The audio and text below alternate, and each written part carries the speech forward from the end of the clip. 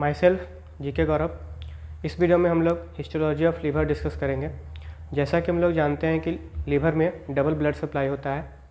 पहला जो होता है वो पोर्टल वेन के थ्रू सप्लाई होता है और दूसरा होता है हेपाटिक आर्टरी के थ्रू। पोर्टल वेन से जो ब्लड सप्लाई होता है वो जो ब्लड कलेक्ट किया जाता है वो होता है स्प्लीन, जीआईटी और इंटेस्टाइन से ब्लड कलेक्ट करके लीवर को सप्लाई किया जाता है। जबकि हेपाटिक आर्टरी का होता है डायरेक्ट सप्लाई होता है, सिलियक ट्रंक के थ्रू डायरेक्ट सप्लाई होता है लीवर को।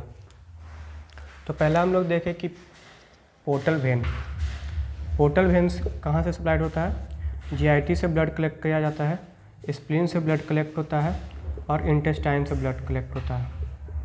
ठीक। और हेपाटिक आर्टरी जो कि डायरेक्ट ब्लड सप्लाई होता है लीवर को, वो होता है सिलियक ट्रंक से एक सिलियक आर्टरी निकलती है, उससे सप्लाई होता है लीवर को। तो ये तो था डबल ब्लड सर्कुलेशन। अब जो लीवर है उसमें उसका जो पैरेन्काइमा होता है वो हेपाटोसाइट्स का बना होता है। तो हेपाटोसाइट्स अरेंज्ड होता है ये लोब्यूल्स के फॉर्म में। अगर उसका स्ट्रक्चर देखेंगे तो हेक्सागोनल स्ट्रक्चर देखने में लगता है, ऐसे अरेंज होता है, बहुत सारे एक साथ मिलकर के लोब्यूल्स के फॉर्म में अरेंज होते हैं। अगर एक हेपेटोसाइट्स की बात करें तो ये मान लीजिए एक हेपेटोसाइट्स हो गया, तो इसके जो 6 कॉर्नर हैं इस पे ये जो पोर्टल वेन है वो और हेपाटिक आर्टरी है वो दोनों जो है ब्लड को ड्रेन कर देगा। हर एक कॉर्नर पे ब्लड ड्रेन होगा, मतलब पोर्टल वेन और हेपाटिक आर्टरी दोनों यहाँ पे आकर के ब्लड ड्रेन करता है ईच कॉर्नर पे। हेपाटोसाइट्स के बीच में सेंट्रल वेन प्रेजेंट होते हैं और ये सेंट्रल वेन और एक कॉर्नर के बीच में कैपिलरी होती है जिसको हम लोग बोलते हैं साइनोसॉइड। ठीक।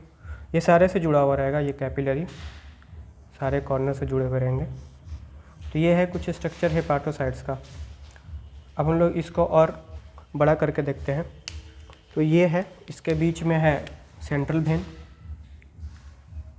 सारे कॉर्नर्स पे पोर्टल वेन और हेपाटिक आर्टरी प्रेजेंट होंगे।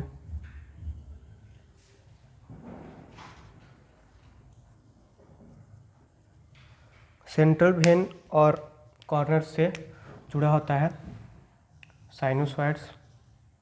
ठीक। ये साइनोसॉइड्स जो है इसको मैं थोड़ा बड़ा कर रहा हूँ, समझने में आसानी होगी। ठीक। बाकी सारे ऐसे जुड़े हुए रहेंगे इससे।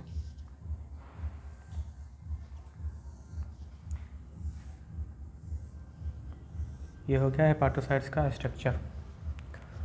अब जो ये साइनोसॉइड्स का जो म्यूकोसल लाइनिंग होता है उसके जस्ट नीचे एक स्पेस प्रेजेंट होता है, उसको बोलते हैं स्पेस ऑफ डी से। ये क्या करता है, कुछ प्लाज्मा मेम्ब्रेन को होल्ड करके रखता है और इसके नीचे क्या होता है, हेपाटोसाइट्स प्रेजेंट होते हैं प्लेट्स के फॉर्म में। हेपाटिक प्लेट्स भी हम लोग बोलते हैं इसको। हेपाटिक प्लेट्स प्रेजेंट होंगे दोनों साइड्स के पास। ये जो हेपाटोसाइट्स है ये क्या करेगा, इसका मेन फंक्शन होता है बाइल को सिक्रेट करना बिटवीन 2 हेपाटिक प्लेट्स। तो यहाँ पे ये बाइल का सिक्रेशन करता है। तो ये जो बाइल का जो फ्लो होता है, फ्लो का डायरेक्शन होता है वो सेंटर से लेकर के पेरीफेरी तक का होता है। बाइल मतलब ऐसे फ्लो करेगा सेंटर से पेरीफेरी की तरफ, तो इसको बोलते हैं सेंट्रीफ्यूगल। जबकि जो ब्लड यहाँ पे आया, पोर्टल वेन और हेपाटिक आर्टरी जो ब्लड लेकर के आया, वो जब ब्लड यहाँ पे ड्रेन किया तो इसका जो ब्लड जो यहाँ पे ड्रेन किया, जो ब्लड का डायरेक्शन होगा वो होता है पेरीफेरी से लेकर के सेंटर की तरफ। इसको क्या बोलते हैं, सेंट्रीपिटल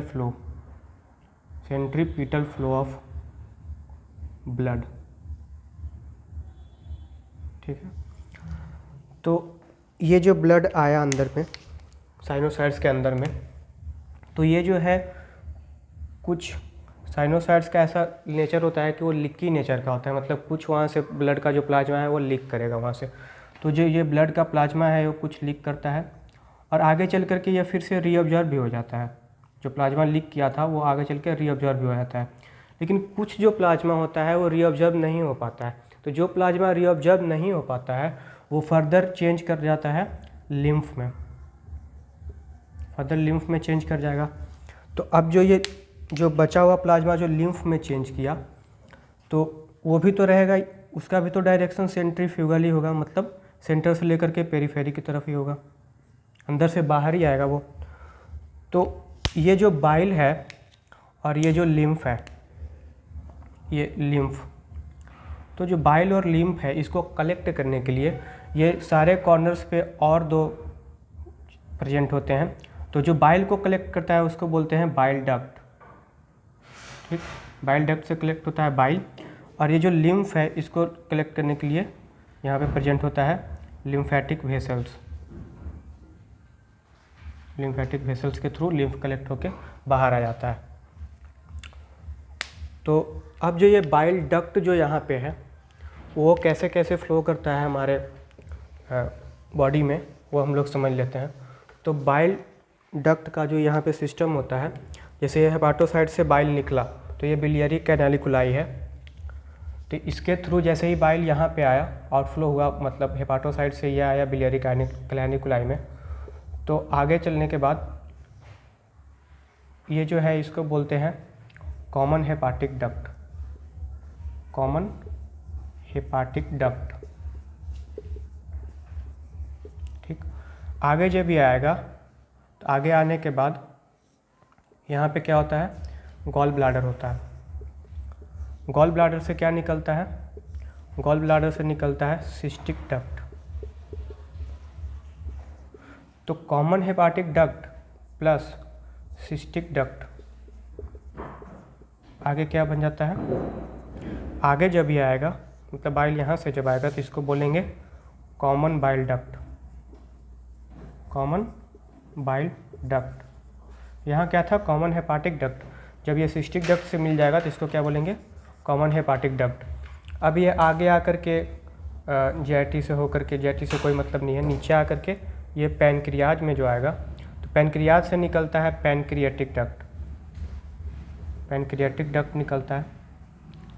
तो ये जो कॉमन बाइल डक्ट है और ये जो पैनक्रियाटिक डक्ट है, दोनों एक साथ मिल करके जाकर के ओपन होता है डिओडेनम में, डिओडेनम में ओपन होता है।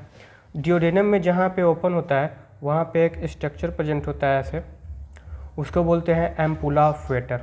जहाँ पे ओपन होता है उसको बोलते हैं एम्पुला ऑफ वेटर, VAT या वेटर। ये जो एम्पुला ऑफ वेटर होता है इसको एक एक्सपिंक्चर गाइड करता है, उसको बोलते हैं एक्सपिंक्चर ऑफ ओडाई, एक्सपिंक्चर ऑफ ओडाई। तो इसी के थ्रू ये जो बाइल यहाँ पे हेपाटोसाइट जो सीक्रेट किया, इसी डक्ट के थ्रू, इसी मेम्ब्रेन के थ्रू ये जो बाइल का है उसका फ्लो का होता है, ठीक। तो ये था हिस्टोलॉजी ऑफ लीवर। ये मेनली यूज होता है जब हम लोग जॉन्डिस पढ़ते हैं, उसके पहले ये यूज होता है हिस्टोलॉजी ऑफ लीवर, ठीक। तो बाकी बातें हम लोग नेक्स्ट वीडियो में करेंगे। Thanks for watching.